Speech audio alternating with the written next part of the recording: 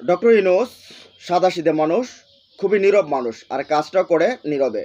এবার যে কমিশন কাজটা করছে সে কাজে অসন্তুষ্ট বিএনপিকে এক প্রকার বেঁধে ফেলা হচ্ছে, বলতে তাদের নেতাদের মত।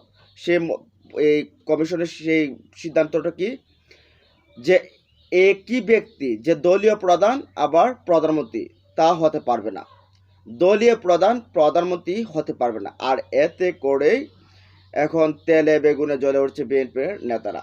অলরেডি বিএনপির যে এই কেন্দ্রীয় নেতা সালাউদ্দিন আহমেদ, তিনি বলছেন এই প্রধানমন্ত্রী দলের প্রধান নয়, এই প্রস্তাব আমরা মেনে নেব না। ঐকমত্য কমিশন, জাতীয় ঐকমত্য কমিশন একটা এই সিদ্ধান্ত গৃহীত করবে, সেটা আমরা মেনে নেব, এমনটা হতে পারে না। তিনি মনে করছেন যে বিএনপিকে বেঁধে ফেলতে কমিশন সংস্কারের নামে নানা নতুন প্রস্তাব আনছে সামনে। আর তার মতে যে এই এই প্রস্তাবগুলো ছোট ছোট দলগুলোর জন্য মানিয়ে নেওয়া যায়, কারণ তাদের দলের একটা দলের প্রধানমন্ত্রী মিলে জিলে একটা এই তারা সরকারে যায়, আর সেখান থেকে যে কেউ প্রধানমন্ত্রী হতে পারে। কিন্তু আমাদের মতো বিশাল একটা দল, আমাদের সব কিছুই দলীয় প্রধানকে কেন্দ্র করে হয়। এখন আমরা আগামীতে ক্ষমতায় যাব, আমরা তো এই প্রস্তাব মানতে পারি না, কারণ আমাদের তারেক রহমান হতে পারবে না, বেগম খালেদা জিয়া হতে পারবে না, যাই হোক সেটা হতে পারবে না। আমরা এই প্রস্তাব মানি না ভাই। তোমরা যেটা প্রণয়ন করছো বা তোমরা যেটা সিদ্ধান্ত নিয়েছো সেই সিদ্ধান্ত আমরা মানি না।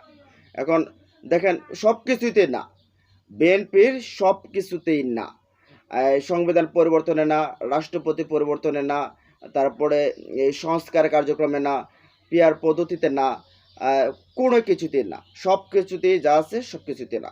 আচ্ছা যাই হোক, তিনি কি আর মনে করছেন আমরা সেটা আপনাদেরকে একটু জানাই।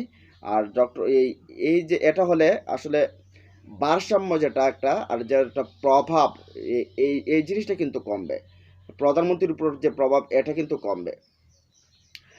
তিনি বলছেন বিএনপিকে বেঁধে ফেলতে অন্তর্বর্তী সরকার তথা জাতীয় ঐক্যমত্য কমিশন সংস্কারের নামে বিভিন্ন নতুন প্রস্তাব আনছে বলে মনে করছেন দলটি।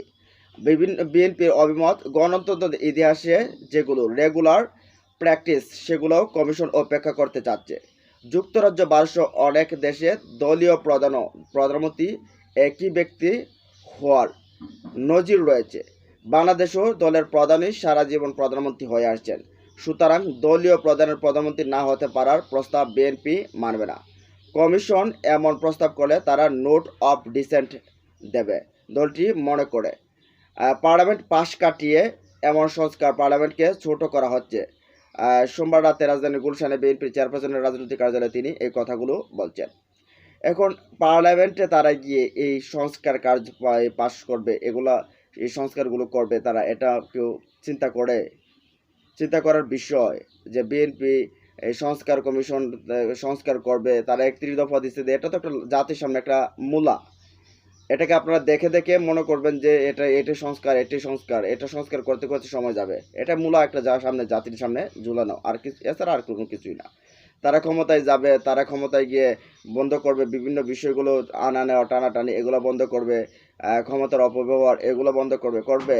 এই যে 11 মাসের যে অবস্থা জাতি দেখতেছে, এটা দেখেই তো জাতি অতুষ্ট। তার ক্ষমতায় গিয়ে তারা বিভিন্ন সংস্কার করবে।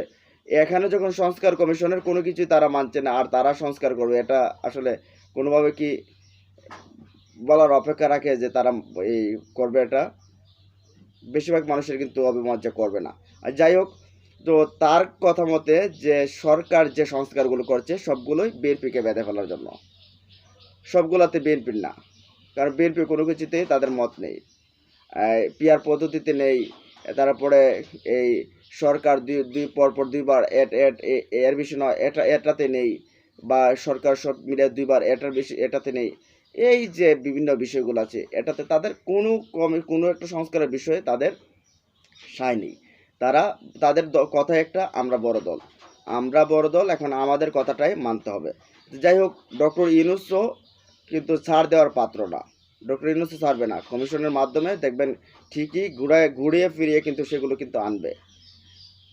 এখন বিএনপির জন্য কিন্তু লাগছে, মনে করেন বাগাছারা মনে করেন সিরাজ শুরু হয়েছে। যাই হোক, এই বিষয়গুলো নিয়ে আপনাদের মতামত জানাতে ভালো থাকুন, সুস্থ থাকুন, আল্লাহ হাফেজ।